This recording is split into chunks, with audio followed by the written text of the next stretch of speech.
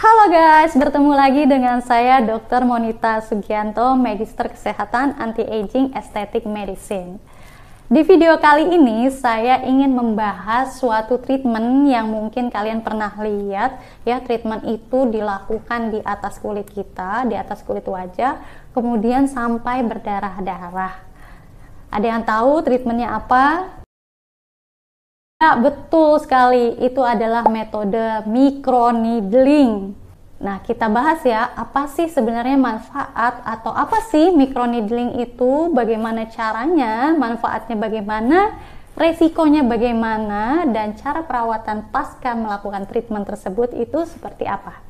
Sebelum dibahas lebih lanjut, jangan lupa dong, yang belum subscribe silakan subscribe, tombol like-nya diklik dan tombol share-nya juga diklik agar video ini bisa bermanfaat untuk orang banyak. Yuk kita bahas.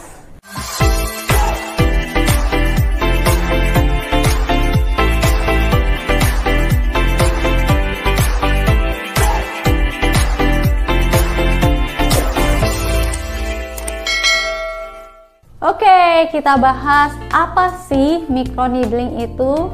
Pasti teman-teman di luar sana ada beberapa yang sudah tahu ya. Pasti kalau mau melakukan suatu treatment nih, kita cari-cari dulu nih di Google apa sih microneedling itu ya. Mungkin juga ada yang belum tahu nih, saya kasih tahu. Microneedling itu adalah suatu prosedur invasif minimal, jadi invasif minimal yang dilakukan di atas kulit kita dengan cara kulit kita ditusuk-tusuk ya, dilakukan penusukan yang dangkal dan terkontrol menggunakan jarum halus yang kecil ya. Tapi sakit nggak nih dok? Tentu tidak, karena sudah diberikan anestesi krim, kulit kita sudah dibuat bakal. Kemudian manfaatnya apa saja? Bila kamu melakukan treatment microneedling, tentu sangat banyak manfaatnya. Microneedling itu biasanya dilakukan untuk perawatan acne scar atau bopeng, kemudian kerutan atau wrinkle, pori-pori yang besar, pigmentasi atau hiperpigmentasi, kemudian stretch mark, dan lain-lain. Apa saja persiapannya sebelum melakukan treatment microneedling ini dok? Nah, sebenarnya tidak ada persiapan secara khusus ya. Biasanya sih dokter akan menyarankan 3 hari sebelum melakukan treatment ini, krim malam dihentikan. Kemudian dokter akan menanyakan apakah kamu menggunakan atau mengkonsumsi obat pengencer darah. Apabila iya, harus dihentikan selama 1 bulan dulu. Kenapa obat pengencer darah menjadi masalah di sini? Karena apabila dilakukan treatment microneedling dan kamu mengkonsumsi obat pengencer darah, tentunya darahnya ini akan keluar lebih banyak dibandingkan orang yang tidak mengkonsumsi pengencer darah. Nah, sebelum melakukan treatment ini sebaiknya kamu berkonsultasi dengan dokter ya, bukan ke salon, tapi harus dilakukan oleh dokter untuk melakukan microneedling ini. Jadi konsultasikan dulu, karena ada beberapa orang yang tidak bisa atau tidak boleh melakukan prosedur microneedling ini, seperti orang yang sedang hamil, kemudian sedang melakukan radiasi kanker, kemudian ada riwayat penyembuhan luka parut atau penyembuhan luka yang buruk, kemudian ada infeksi virus ataupun infeksi bakteri, ada riwayat psoriasis dan lain sebagainya. Itu adalah contoh-contoh orang yang tidak boleh melakukan treatment microneedling ini. Bagaimana prosedur microneedling ini dilakukan? Jadi microneedling ini atau dermapen itu harus dilakukan oleh dokter. Dokter akan mensterilkan semua alat yang digunakan untuk microneedling. Kemudian dokter akan mengoleskan krim anestesi dibantu oleh beauty assistant ya. Kemudian dokter akan mengambil jarum yang baru. Jadi setiap individu ini jarumnya harus baru ya, tidak boleh digunakan berulang ya. Dokter akan menyesuaikan kedalaman dari jarumnya ini, dan biasanya setelah dilakukan treatment microneedling ini, akan ada terbentuk perdarahan yang kecil sedikit, namanya pinpoint bleeding ya. Perdarahannya hanya cukup sedikit saja, tidak boleh terlalu berlebihan, tidak boleh terlalu agresif ya. Melakukan dermapen itu atau microneedling itu tidak boleh terlalu agresif. Dokter akan memberikan serum selama dilakukan prosedur microneedling. Serum ini biasanya berisi growth factor ataupun DNA salmon yang tujuannya untuk menstimulasi regenerasi kolagen atau elastin. Kebanyakan orang melakukan microneedling ini di daerah wajah, tapi bisa juga di daerah tubuh lain seperti ada keluhan stretch mark di daerah perut. Microneedling ini bisa menjadi salah satu solusi untuk memudahkan stretch mark kamu.